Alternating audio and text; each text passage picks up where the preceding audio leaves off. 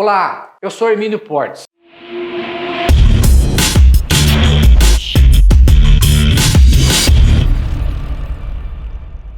Olá, pessoal. De início, quero mais uma vez agradecer a inscrição que está sendo realizada no meu canal. É muito importante para mim, para eu ter um feedback a respeito do serviço que eu estou prestando, que eu me propus a fazer, levar a informação para quem precisa.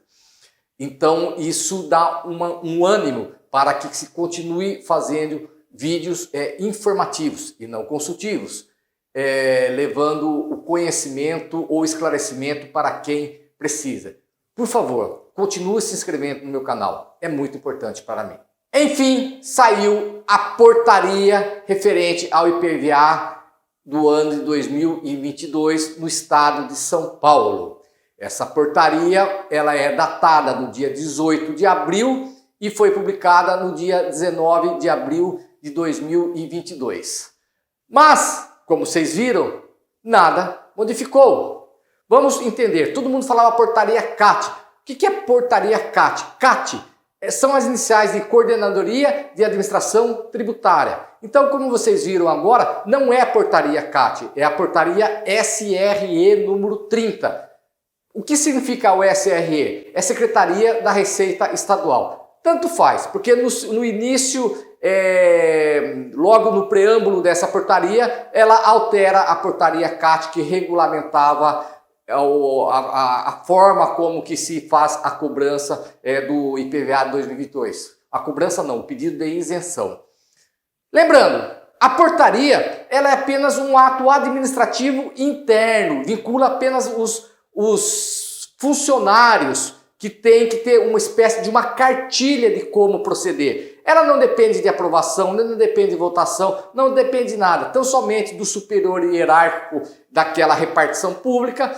Ele faz a portaria para regulamentar no estado inteiro como devem ser feitos os pedidos de isenções. A portaria ela não tem o efeito de criar absolutamente nada, apenas de ser um manual de como deve proceder. A portaria se reporta ao decreto, que por sua vez se decreta a lei. A Lei 17.473, seu decreto regulamentador 66.470 e a portaria CAT-SRE número 30. Pois bem, algumas pessoas fazem a menção, mas a portaria ela não está se referindo à atual Lei 17.473. Vamos esclarecer esse ponto. Antes de mais nada, muitas pessoas pedem para que eu veja o vídeo de fulano, de ciclano. Pessoal, eu não vejo vídeo de ninguém. O que eu falo é baseado nos estudos que eu faço. Por quê? Eu não vejo qualquer vídeo, não que não seja importante, porque tem a sua importância sim, mas para eu não me sentir influenciado, para que eu possa formar a minha convicção e colocar, porque a finalidade do canal foi de colocar o meu ponto de vista jurídico, que certamente pode estar errado, mas é baseado nos estudos que eu faço. Então eu não vejo o vídeo de ninguém e não verei. Então é baseado simplesmente no meu estudo. Pois bem, alguns amigos perguntaram, mas ela não faz menção à Lei 17.473, portanto nem dá para saber se é dela, se essa portaria regulamenta essa lei. Vamos deixar bem claro. O que regulamenta a isenção no estado de São Paulo é uma lei estadual, porque o imposto é estadual. É a Lei 13.296/2008 e não a 17.473/21. Essa lei que foi publicada no final de dezembro de 2021, ela apenas alterou o artigo 13A da 13.296/2008, dando nova redação. Mas o que regulamenta a isenção no estado de São Paulo continua sendo a Lei 13.296/2008. Cada vez que essa lei necessitar ser alterada, sempre será por intermédio de outra lei, mas sempre o parâmetro será ela, a 13.296/2008. Então está esclarecido. E no tópico inicial dessa portaria, ela fala exatamente isso. Se vocês prestarem atenção, mas aí as pessoas com deficiência leve não são agraciadas. Ora, a lei também não fala isso. A lei também não trazia. Eu já tenho um vídeo explicando exatamente isso, falando que todo mundo falou, a lei voltou e restabeleceu a isenção para o público PCD. Não para todos. Essa lei publicada, ela continua sendo discriminatória. Vamos vê-la.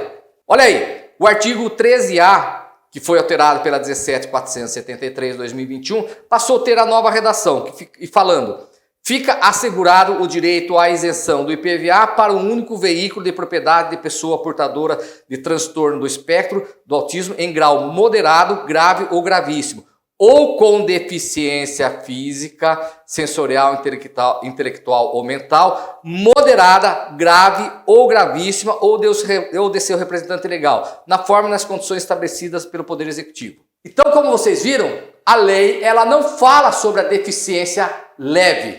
O decreto, vamos vê-lo. Esse decreto 66.470 de 2022, como pode-se ver no inciso 2 do seu artigo 1º, fala que o laudo do IMESC deve ser feito com laudo pericial emitido pelo Instituto de Medicina Social e Criminologia de São Paulo, IMESC, Secretaria da Justiça e Cidadania, comprovando o grau moderado, grave ou gravíssimo de deficiência ou de transtorno do espectro do autismo. Então, novamente, reproduz o que a lei fala. Não fala em leve, porque a lei não fala, o decreto ele não pode aumentar, não pode ampliar a lei, ele apenas regulamenta. E a portaria? A portaria fala a mesma disposição. Vamos vê-la. Como vocês podem verificar, no inciso 1 do artigo 1º da portaria, ela também fala: laudo pericial emitido pelo Instituto de Medicina Social e de Criminologia do Estado de São Paulo, o IMESC, Secretaria da Justiça e Cidadania, comprovando o grau moderado, grave ou gravíssimo de deficiência ou de transtorno do espectro do autismo. Então, existe uma consonância entre o que a lei fala,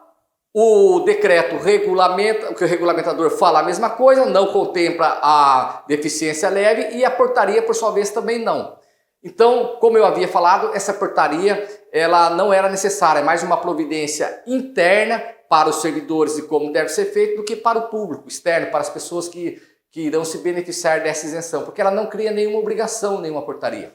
Agora, o que vocês precisam entender, pessoal, é que toda vez que vocês tiverem dúvida ou alguma determinada situação, tem que ir sempre na área do profissional competente. Por exemplo, se vocês querem comprar uma carne, aonde vocês vão? No açougue. Se vocês querem comprar um pão, aonde vocês vão? Numa padaria. Se vocês têm um problema no carro, aonde vocês vão? No mecânico. Não adianta levar o mecânico para o açougueiro consertar e nem querer comprar uma carne numa oficina, que não vai dar certo. Pode até ser que se consiga, mas não é o adequado. Então, se vocês tiverem alguma dúvida, vocês devem se socorrer do profissional do direito, de competência e confiança de vocês. Ele esclarecerá o que acontecerá. Porque eu vejo, baseado nas perguntas, porque o primo do meu amigo que é casado com fulano, que por sua vez tem um parente que mora lá, aconteceu assim com ele e ele falou isso. Pessoal, isso aí não diz nada. Tem que ir atrás da fonte correta, senão vai ficar nessa especulação. Especulação que gera especulação, que gera especulação, que gera especulação. E como eu havia dito, ao público PCD existem duas opções: via administrativa ou via judicial. A via administrativa é o que eu estou falando.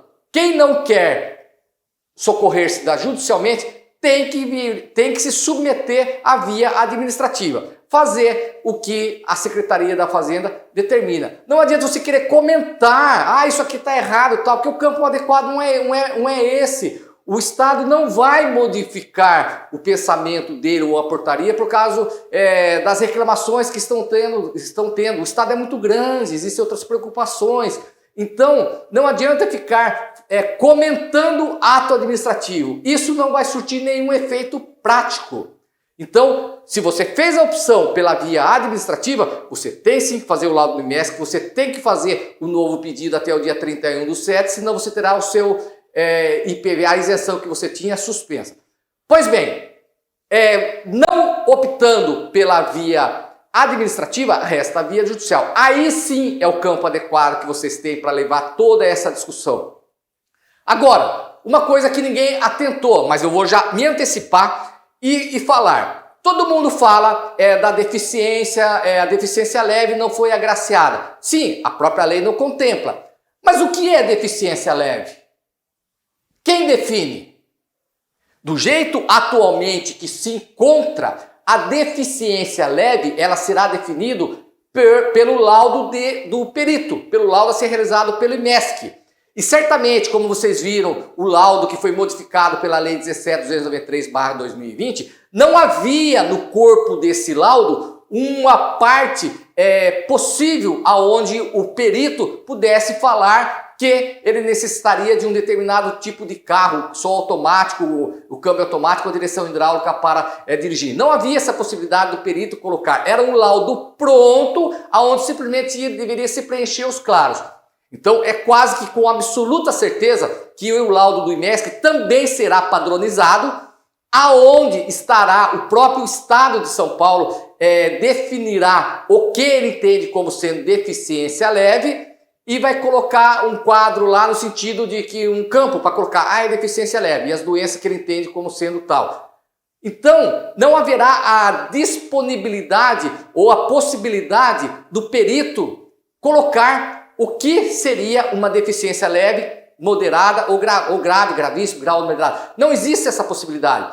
Agora, o que nós temos que ter em mente que está havendo uma discriminação entre os já discriminados, que não pode ser dado pela Constituição Federal, o mesmo que aconteceu pela Lei 17.293/2020, certo? Por quê? O que é uma pessoa com deficiência física? Nós temos a Lei 13.146/95, que é o Estatuto das Pessoas com Deficiência Física, que diz o que seria uma. Vamos ver. Olha, o artigo 2º da Lei 13.146/2005 define o que é uma pessoa com deficiência física. Considera-se pessoa com deficiência aquela que tem impedimento de longo prazo de natureza física, mental, intelectual ou sensorial, o qual, em interação com uma ou mais barreiras, pode obstruir sua participação plena e efetiva na sociedade em igualdade de condições com as demais pessoas. Como vocês podem verificar, não existe essa discriminação, essa graduação de deficiência, leve, moderada ou gravíssima. Não! E se houvesse, a competência seria federal, porque é ela que tem a competência para regulamentar isso, e não o Estado de São Paulo, que está criando a deficiência leve. Ora, da maneira como que está sendo feita, algumas pessoas com deficiências poderiam ser beneficiadas e outras não. Então significa o seguinte: se entender como não pode ter essa deficiência leve, então o banheiro adaptado para pessoas com deficiências físicas não pode ser beneficiado com aquelas pessoas que têm deficiência, não pode ser utilizado para aquelas pessoas que têm deficiência leve. E assim sucessivamente, que é um absurdo. Porque se a lei não faz nenhuma distinção, a lei federal que é competente para tanto, a estadual não pode também fazer a mesma situação. Não tem como discriminar. Vamos apenas comparativamente para vocês terem uma ideia. Nós temos a Lei Maria Penha, que protege as mulheres de eventuais abusos. De maneira geral, né? Então o que acontece? A lei, ela não discrimina se é uma mulher rica, pobre, alta, baixo, se tem alto ou baixo conhecimento cultural, científico, nada. Mulher de maneira geral. Mulher é protegida pela lei. Não existe nenhuma distinção. O Estatuto do Idoso, que fala que a pessoa com mais de 60 anos de idade é uma pessoa idosa. E aí ela tem seus privilégios. Fazer a sua inscrição para andar de ônibus gratuitamente, para usar estacionamento adequado para idosos, tal, desde que faz a sua inscrição, tem o respectivo cartãozinho, vai lá. Mas se a pessoa mais rica do Brasil, com certeza tem mais de 60 anos, ou se não tiver uma das pessoas ricas que tenham mais de 60 anos, ela pode perfeitamente andar gratuitamente, desde que faça a sua inscrição, em veículos. Pode-se utilizar do estacionamento para o idoso. Não existe nenhuma distinção. Um fala idoso pobre ou idoso rico. Por que, com referência ao Estatuto das Pessoas com Deficiência, tem que ser feito isso? Não há nenhuma possibilidade. Então isso cria uma discriminação, o que é vedado pela Constituição Federal e principalmente pela Convenção Internacional das Pessoas com Deficiências Físicas. Eu vou falar mais especificamente, fazer um vídeo sobre esse assunto, porque eu falei de maneira muito rápida, para que não fique muito prolixo esse vídeo. Mas, de maneira geral, é assim.